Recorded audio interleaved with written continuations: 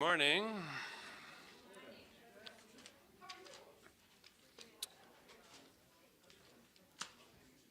me get things set up here. All right. I've been getting over a cold this week, so I apologize if my voice doesn't hold up here, but I'm getting better, so we'll see how it goes here. All right.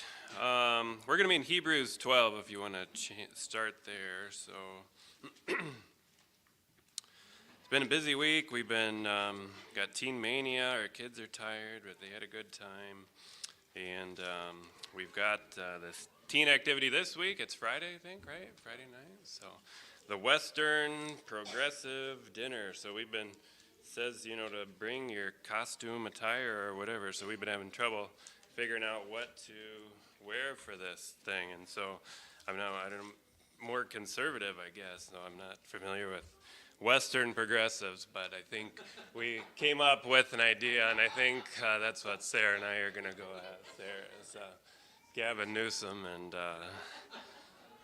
Pelosi, right? So there's still time to sign up if you want to see us in our costumes. So, all right. So this morning we're going to talk about the Church of the Firstborn in Hebrews chapter 12, if you're there. So this was kind of a big topic here, and but really interesting. There's lots of stuff to learn about this, and this is going to be a two-parter, actually. So I apologize if it ends in some weird position here this morning, but we're going to do what we can this week and finish it up next week. So if you can only come to one Sunday school, come to next week. It'll be a good finish here. So, all right. So Hebrews 12. I should probably get there too, I suppose. All right. So verse 22. We can start it down there. Hebrews 12:22. But ye are come unto Mount Zion, and unto the city of the living God, the heavenly Jerusalem, and unto an innumerable company of angels, to the general assembly and church of the firstborn, which are written in heaven, and to God, the judge of all, and to the spirits of just men made perfect. So I was reading, and this phrase stuck out to me, the church of the firstborn. It's the only time in the Bible this is mentioned here. And so in order to figure out what God is talking to here, we need to figure out probably what the firstborn is. That's what we're going to talk about here over the next couple weeks here. So why don't we pray, and then we'll ask God to bless the service here. So dearly Father, thank you for this day. We just thank you for your word. Just thank you for your love for us, and just for showing us things through your word. I just pray you'd guide the message here this morning, and that your word would have free reign in our hearts here today. In Jesus' name, amen. All right, so one thing, when we're trying to figure out something, we can't just, go off one verse. Context is the key, So Hebrews 12 is one of my favorite chapters in the Bible. So why don't we, let's look at the context of this, and then actually we're not going to spend too much time here, and we're going to go through the Bible, so hope you got your fingers ready as we search the scriptures this morning. So, but Hebrews 12, why don't we start in verses 1. Wherefore, seeing we are also compassed about with so great a cloud of witnesses, let us lay aside every weight and the sin which does so easily beset us, and let us run with patience the race that is set before us, looking unto Jesus, the author and finisher of our faith. So aren't we thankful that it's finished, right? So we don't have to worry about a suspenseful ending, whether he's going to do it or not. He's already done it. We just have to believe it. For who the joy that was set before him endured the cross, despising the shame, and is set down at the right hand of the throne of God. For consider him that endured such contradiction of sinners against himself, lest ye be wearied and faint in your minds. Ye have not yet resisted unto blood, striving against sin. And then let's drop down to verse 14. Follow peace with all men. That would sure be nice if we had more people like that in the world right now, wouldn't it? So all these wars and rumors of wars, and be nice to be talking about peace instead of war. And holiness, without which no man shall see the Lord, looking diligently lest any man fail of the grace of God, lest any root of bitterness springing up trouble you, and thereby many be defiled. Lest there be any fornicator or profane person as Esau, who for one morsel of meat sold his birthright. So there's the thing we're going to be talking about a lot here with the firstborn, the birthright. For ye know how that afterward, when he would have inherited the blessing, he was rejected, for he found no place of repentance, though he sought it carefully with tears. And then this is the part we're wanting to focus on here. So Paul uses a kind of a contrast here of Mount Sinai with heaven here. And in verse 18 he says, For ye are not come unto the mount that might be touched, and that burned with fire, nor unto blackness and darkness and tempest, and the sound of a trumpet, and the voice of words, which voice that they heard entreated that the word should not be spoken to them any more. For they could not endure that which was commanded. And if so much as a beast touch the mountain, it shall be stoned or thrust through with a dart. And so terrible was the sight that Moses said, I exceedingly fear and quake. But ye are come unto Mount Sion, unto the city of the living God, the heavenly Jerusalem, and to an innumerable company of angels, to the general assembly and church of the firstborn, which are written in heaven, and to God, the judge of all, and to the spirits of just men made perfect, and to Jesus, the mediator of the new covenant, and to the blood of sprinkling that speaketh better things than that of Abel. So he's comparing, obviously, when the law was given at Mount Sinai, the people of Israel, they couldn't even stand to hear God talk from the mountain and were scared. We won't look at all that, but he's saying, we don't have that now. We've got something better here, and we're come to Mount Zion, unto the city of the living God, the heavenly Jerusalem. So we're talking about heaven and being in the company of angels, to the general assembly and church of the firstborn. So that's what we're going to kind of look into here and see exactly what this church is in heaven. Is it this church right here, maybe? So anyone know what this church is or where this is? That's not related to me? What? It is kind of an underground church. It's called a turf church. It's in Iceland, actually. So Sarah and I had the privilege of going here in 2008, but this is a tiny church, too. You can barely fit probably 10, 15 people in there, but they call them turf churches. I'm not even going to pronounce the city. I can't begin to pronounce it, but they used to build these little things, only this wood facade, and then the rest of it's just turf on like a wood frame in there. But they would build these all over the country. It'd be enough just for like their family and their farm hands, or maybe a couple neighbors to come, and they'd worship in these little churches here. But so I don't know if this was any specific denomination, but it was built in around 1200, 1300, they think. So it's been around for quite a while. So grass is a good building supply, I guess. But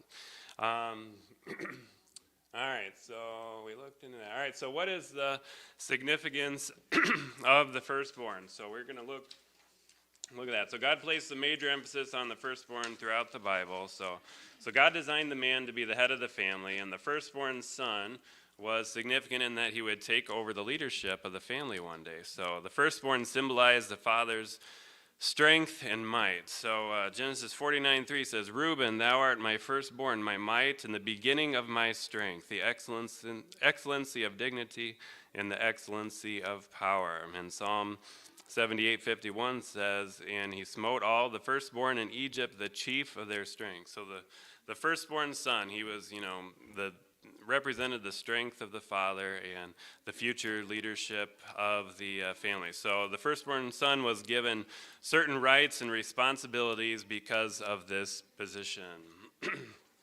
So, I have the privilege of having 4 sons, but Nolan is my oldest and the firstborn, and, I don't know if there was an exact moment, but, I thought when they do certain things, you notice, and they got potential for leadership. And I think the first thing that I noticed with Nolan, I actually have a picture of it here too. I hope he doesn't care too much. But so check that out. So doesn't that look like leadership? He just, picks up that gallon of water and just goes to town, right? That's kind of a guy trait, I guess, right? You just go to the refrigerator and grab something and take a big swig out of it. But he was like a year and a half, I think, this one. But we had visions of him being a Nazarite, I think, at one point. We didn't cut his hair for a long time, but he finally got his hair cut. But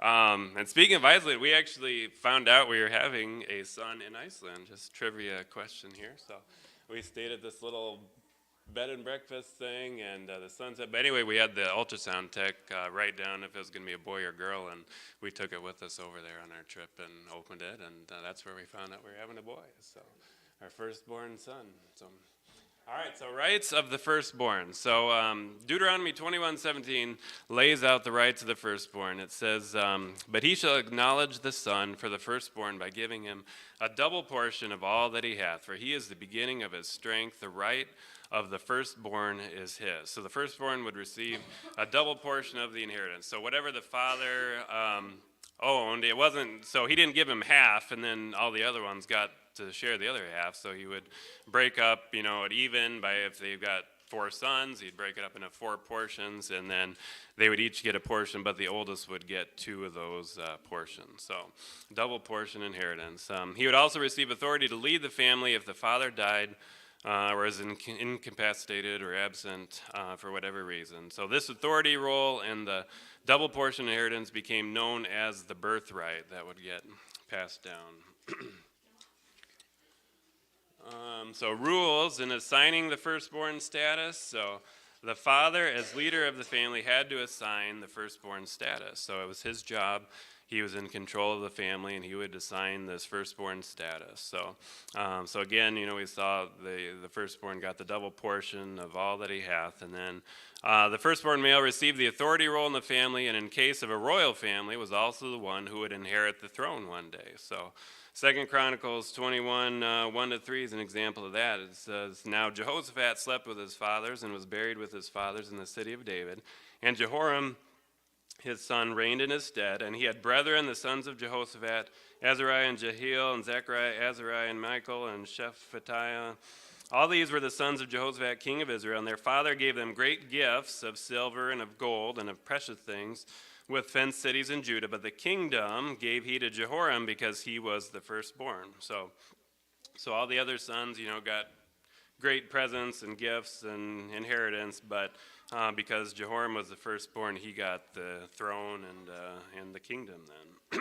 So those are the 2 main parts of the birthright, and that would be assigned by the father. So rules in assigning the firstborn status. God also made provisions for atypical situations, and back then in this time, a lot of people had more than one wife at the time, and so God made provisions for this, even though that wasn't his original plan. But so Deuteronomy 21:15-17 says, if a man have 2 wives, one beloved and another hated, and they have been born him children, both the beloved and the hated, and if the firstborn son be hers that was hated, then it shall be, when he maketh his sons to inherit that which he hath, that he may not make the son of the beloved firstborn before the son of the hated, which is indeed the firstborn, but he shall acknowledge the son of the hated for the firstborn, by giving him a double portion of all that he hath, for he is the beginning of his strength. The right of the firstborn is his. So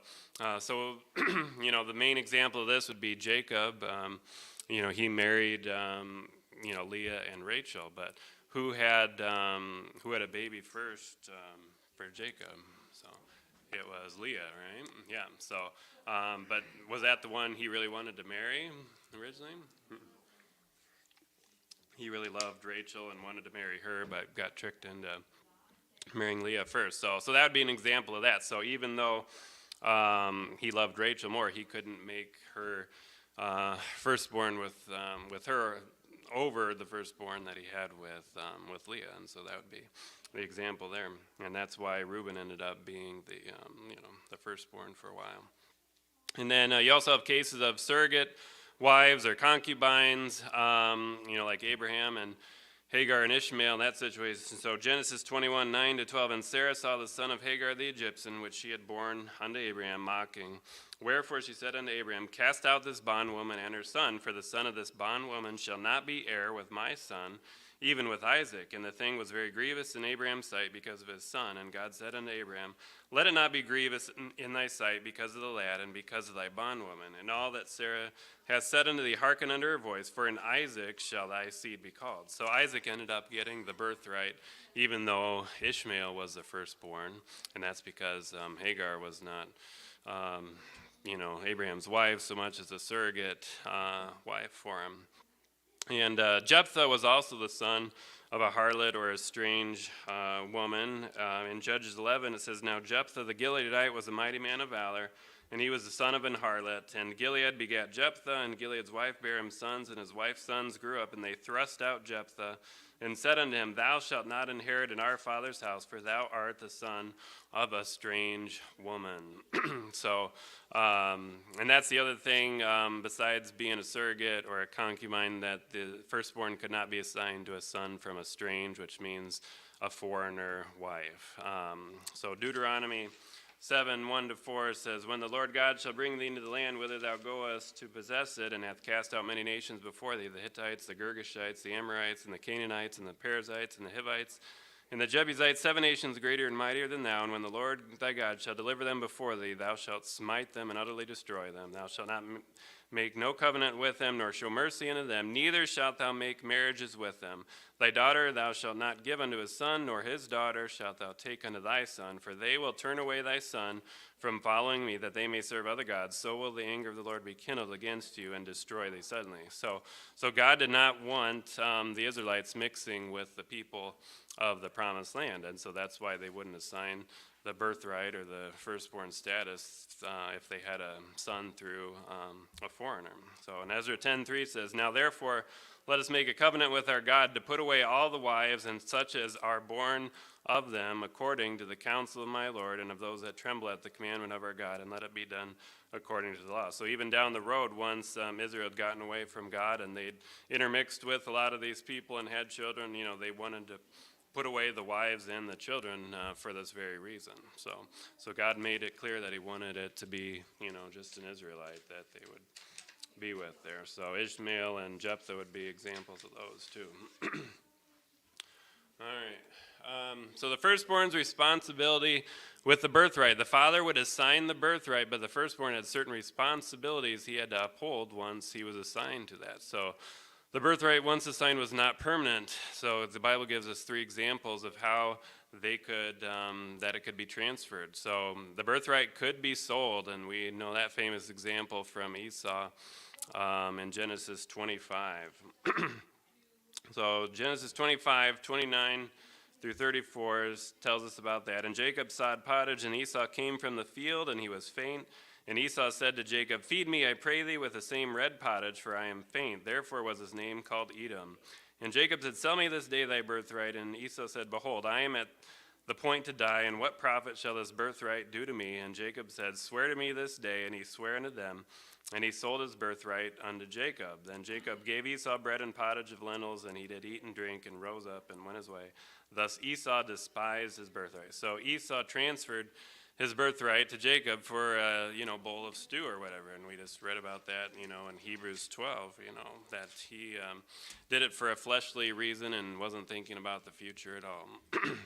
And then the birthright could also be forfeited. So 1 Chronicles chapter 5 tells us what happened with Reuben. So Reuben was the firstborn of Leah and Jacob, and he ended up losing his birthright as well. So but that was because of his own actions. So 1 Chronicles 5, this is one of those verses that God just throws in there. This is the big genealogy in 1 Chronicles, but he throws these little nuggets of information in there. So don't skip over the genealogies. There's lots of good stuff in them. But it says, "Now the sons of Reuben, the firstborn of Israel, for he was the firstborn, but for as much as he defiled his father's bed, his birthright was given unto the sons of Joseph, the son of Israel. And the genealogy is not to be reckoned after the birthright.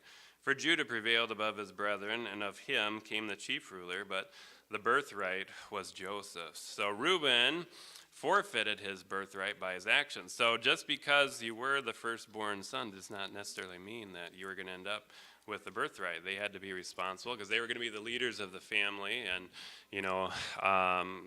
they would want someone who would be capable of handling that. So, but Reuben, went into one of Jacob's wives, and and I think that was more of an attack on the family structure. I think he was trying to take over the family for him, and it wasn't just a fleshly pleasure thing. But Israel or Jacob, remained control of his family, and he forfeited the birthright from Reuben. So, and then there's even some probably other reasons or whatever, but there's an example for an unmentioned reason in First Chronicles 26:10. It says, also Hosea of the children of Merari had sons, Simri the chief, for though he was not the firstborn, yet his father made him the chief. So there are other examples of people that have lost their birthright, and one of the other sons was assigned it in their place.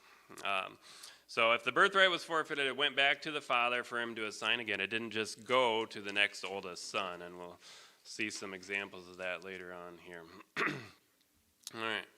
So God requires the firstborn. So probably the most important part of the firstborn story is expounded in the story of Israel when they left Egypt. So, right? So what happened? The 10th plague of Egypt. God was going to kill every firstborn of the Egyptians and the firstborn of their cattle. So if you want to turn to Exodus 11, we'll be in and out of Exodus here quite a bit. But Exodus 11, 4-5 says, and Moses said, thus saith the Lord, about midnight will I go out into the midst of Egypt, and all the firstborn in the land of Egypt shall die, from the firstborn of Pharaoh that sitteth upon his throne, even unto the firstborn of the maidservant that is behind the mill, and all the firstborn of the beasts. So God was going to, this was going to be the final plague to get Israel out of Egypt. And, that was really a momentous thing if you think about it. There were millions of Egyptians, and, just how many people died that night at one time was unbelievable. But God provided a way to protect the Israelites' firstborns this night, right? And we know that as the Passover and the Passover lamb and what they had to do for that. Exodus 12, a couple pages over, talks about that. So verses 12 to 14, for I will pass through the land of Egypt this night and will smite all the firstborn in the land of Egypt, both man and beast, and against all the gods of Egypt I will execute judgment. I am the Lord. And the blood shall be to you for a token upon the houses where ye are, and when I see the blood, I will pass over you. And the plague shall not be upon you to destroy you when I smite the land of Egypt. And this day shall be unto you for a memorial, and ye shall keep it a feast to the Lord throughout your generations. Ye shall keep it a feast by an ordinance forever. So God provided a way for the Israelites, to protect their firstborns, and that was, killing a lamb and putting that blood on the doorpost. So God wanted to use the firstborn to put a difference between the Egyptians and the Israelites. So all the Egyptians' firstborns died, but none of the Israelites died as long as they followed what God directed them to do. So the only difference was the blood of the lamb that saved the Israelite firstborns, and that's where we start to see, this is much more than just, a story. This is pointing to something more specific in the future. But Exodus 11:7 says, but against any of the children of Israel shall not a dog move his tongue against man or beast, that ye may know that how I am the Lord that doth put a difference between the Egyptians and Israel. So he wanted to start separating out this people for himself here. And, and we know that this is a picture of Christ and what he did on the cross for us here. And, the New Testament even mentions that. 1 Corinthians 5:7, purge out therefore the old leaven, that ye may be a new lump as ye are unleavened. For even Christ, our Passover, is sacrificed for us. So, it's just another example. All these Old Testament stories, they point to something far greater. And, we can't understand the New Testament without reading the Old Testament, and vice versa. They help explain each other. But there's so much, even prophetic stuff in these stories. So, one thing, it was just the firstborns that were saved from Israel, right? So, if they didn't do the blood, it would have been their firstborns that died, but all the other people would have been free to go after this night as well, but it was just the firstborns that died. And this is a picture of what was going to happen to Israel. The first time when Christ came, some of the Israelites, believed on him, but most in the nation, as a whole did not believe on him. But, in the end, that remnant of Israel is going to all believe on them. So you can see this picture of the first time, that God saved just the firstborns of them. But what happened then? So they all go in the wilderness. And then what did the Egyptians do? They said, why did we let them go? That was dumb. We should go after them. So the Egyptians come back after them, and they're all stuck at the Red Sea. And this time, God opens the Red Sea and parts it for them, and he saves all Israel. So, and that should make you think of, so like Romans 11:25 and 26, for I would not, brethren, that you should be ignorant of this mystery, lest ye should be wise in your own conceits, that blindness in part has happened to Israel until the fullness of the Gentiles be come in. And so all Israel shall be saved, as it is written, there shall come out of Zion the deliverer, and shall turn away ungodliness from Jacob. So some of the Israelites are saved the first time when Christ came, but the second time all Israel is going to be saved. And you see these pictures and all these stories here. So God saving the firstborns was so important. God made the Passover a memorial day that they would celebrate every year forever. Exodus 12:14, and this day shall be unto you a memorial, and ye shall keep it a feast to the Lord throughout your generations. Ye shall keep it a feast by an ordinance forever. So, this was a big deal, and he didn't want them to forget this. So, but God also instituted a new rule after the Passover. So he claims the firstborn of every man and beast in Israel for himself. So Exodus 13. So they just come out of Israel, and what's the first thing God tells them here? It says, and the Lord spake unto Moses, saying, sanctify unto me all the firstborn. Whatsoever openeth the womb among the children of Israel, both of man and of beast, it is mine. So that was the price for their freedom from slavery and from Egypt. It was, he had to kill all the firstborn of the Egyptians and their cattle, and that was the price to release Israel from the slavery. And so God said, now I'm going to require your firstborn, for your firstborn sons and all your animals to be in service for himself. And so God puts a claim on all their firstborn animals and people here. So every firstborn animal had to be redeemed, or it was to be killed. Every firstborn son had to be redeemed. So God lays out the rules for this later in that chapter in verses 11 through 16. And he says, and it shall be, when the Lord shall bring thee into the land of the Canaanites, as he sware unto thee and to thy fathers, and shall give it to thee, that thou shalt set apart unto the Lord all that openeth the matrix, and every firstling that cometh of a beast which thou hast, the males shall be the Lord's. And every firstling of an ass thou shalt redeem with the lamb, and if thou wilt not redeem it, then thou shalt break his neck. So if they had an animal, they had to either redeem it, or God said to kill it, break his neck. And all the firstborn of man among thy children shalt thou redeem.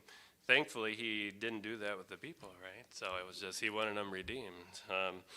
And it shall be, when thy son asketh thee in time to come, saying, what is this? That thou shalt say unto him, by strength of hand the Lord brought us out from Egypt, from the house of bondage. And it shall come to pass, when Pharaoh would hardly let us go, that the Lord slew all the firstborn in the land of Egypt, both the firstborn of man and the firstborn of beast. Therefore I sacrifice to the Lord all that openeth the matrix, being males, but all the firstborn of my children I redeem. And it shall be a token upon thine hand, and for the frontlets between thine eyes, for by the strength of the hand of the Lord brought us forth out of Egypt. So God wants us to teach our children these things. That's why he set these up for the children of Israel. He wanted this to be a teaching moment. Every time they had a new animal born, and the dad would say, we either have to sacrifice this animal or redeem it. He wanted this to be a teaching opportunity for their kids. He said, why, when your son asks you, why are you going to do this? Dad, we got a new animal, and you're just either going to kill it, or, if they redeemed it, they couldn't use it for work. They had to just kind of set it aside and let it do its own thing. They couldn't use it for the work that they wanted it to, because it was consecrated to God. And so God wanted them to use this as an opportunity to teach them what he did for them by bringing them out of Egypt. And so that would happen every time they had a new animal or a new baby. And let's see. So God set up this ordinance to memorialize the saving of the firstborns, and God purchased or redeemed Israel from slavery in Egypt, and the price was all the firstborn cattle and the male children. So God didn't just save his people for no reason. He didn't just choose these Israelites just for no reason, but he wanted them to become a peculiar people, a kingdom of priests, and a holy nation. So Exodus 6 talks about that. He says, "Wherefore, saying to the children of Israel, I am the Lord, and I will bring you out from under the burdens of the Egyptians, and I will rid you out of their bondage, and I will redeem you with a stretched out arm and with great judgments, and I will take you to me for a people, and I will be to you a God, and ye shall know that I am the Lord your God, which bringeth you out from under the burdens of the Egyptians. And I will bring you in unto the land, concerning which I did swear to give it to Abraham, to Isaac, and to Jacob, and will give it to you for an heritage. I am the Lord." And in Exodus 19, he says, "Now therefore, if ye will obey my voice indeed, and keep my covenant, then ye shall be a peculiar treasure unto me above all people, for all the earth is mine. And ye shall be unto me a kingdom of priests and an holy nation. These are the words which thou shalt speak unto the children of Israel." So God wanted a nation of people to serve him, and he chose these Israelites and bought them out of the slavery of Egypt here. And for time's sake, we won't read those other ones, but there's many verses that talk about that. So God even called the entire nation of Israel his firstborn son. So this is where we start to see some bigger pictures here than just, the firstborn natural son that they had. In Exodus 4:22 and 23, it says, "And thou shalt say unto Pharaoh, Thus saith the Lord, Israel is my son, even my firstborn. And I say unto him, Let my son go, that he may serve me. And if thou refuse to let him go, behold, I will slay thy son, even thy firstborn." So he had Moses tell Pharaoh this, right? So he called the whole nation. He wasn't talking about just Jacob or Israel there. He's talking about the whole nation of Israel, and he's calling them his firstborn son. So he's looking at all of the people as his son here, and he's saying, Pharaoh, let him go, or else you're going to pay the price with your firstborn son here too. But look at, he says specifically right there in verse 23, he says, why he saved them from Egypt. He says, "Let my son go, that he may serve me." So, he didn't save him just for the fun of it. He wanted to create a people that would serve him by doing that. And so the firstborn males of every family were to be sanctified or set apart to this service of the Lord here. So, and in Exodus 13:2, it says, "Sanctify unto me all the firstborn." So that's what sanctify means, to be set apart or to be consecrated to the Lord. And this is actually the first time in the Bible where the word sanctify comes. So that kind of sets the tone for the word throughout the Bible then when you see it for the first point. So "Sanctify unto me all the firstborn, whatsoever openeth the womb among the children of Israel, both of man and of beast, it is mine. That thou shalt set apart unto the Lord all that open the matrix, and every firstling that cometh of a beast which thou hast, the males shall be the Lord's." So this was the point. He wanted to set apart these males to be his servants and to do the service eventually in the tabernacle and all that. That was going to be the firstborn's job. But what happened? So this was all on the first day after they came out of Egypt. God is telling them this. And But it didn't take them long. So what did they do? They went through the wilderness and they went to Mount Sinai, and that's where, God gave them the law and everything there, right? But what did these firstborn sons do while Moses was up, getting the law from God, right? They were down there building a golden calf and worshiping this golden calf, right? So they didn't do too good of a job of serving God, just shortly after he purchased them from Egypt. So the only people that didn't worship the golden calf was the tribe of Levi.